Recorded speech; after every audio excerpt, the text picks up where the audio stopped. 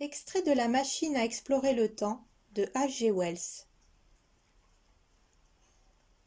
L'explorateur du temps nous regarda tour à tour, puis il considéra sa machine. « Eh bien, dit le psychologue. Ce petit objet n'est qu'une maquette, dit l'explorateur du temps, en posant ses coudes sur la table et joignant ses mains au-dessus de l'appareil. C'est le projet que j'ai fait d'une machine pour voyager à travers le temps. Vous remarquerez qu'elle a l'air singulièrement louche, et que cette barre scintillante a un aspect bizarre, en quelque sorte irréel. Il indiqua la barre avec son doigt. Voici encore ici un petit levier blanc, et là, en voilà un autre.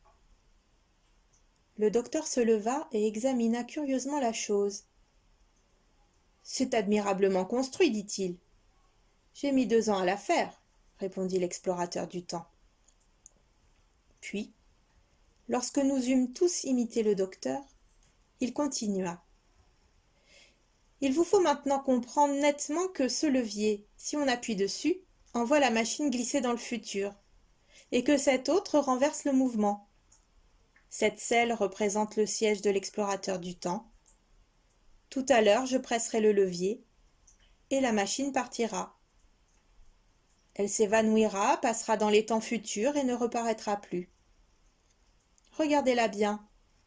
Examinez aussi la table et rendez-vous compte qu'il n'y a ici aucune supercherie. Je n'ai pas envie de perdre ce modèle pour m'entendre ensuite traiter de charlatan.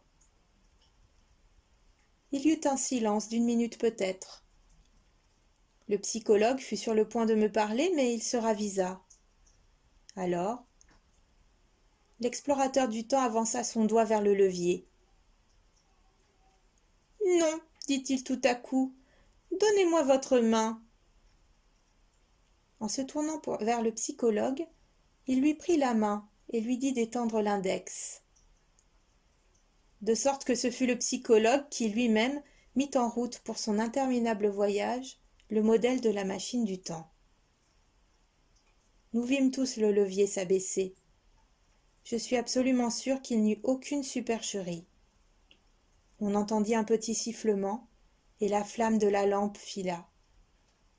Une des bougies de la cheminée s'éteignit, et la petite machine tout à coup oscilla, tourna sur elle-même, devint indistincte, apparut comme un fantôme pendant 1 seconde peut-être, comme un tourbillon de cuivre scintillant faiblement, puis elle disparut. Sur la table, il ne restait plus que la lampe.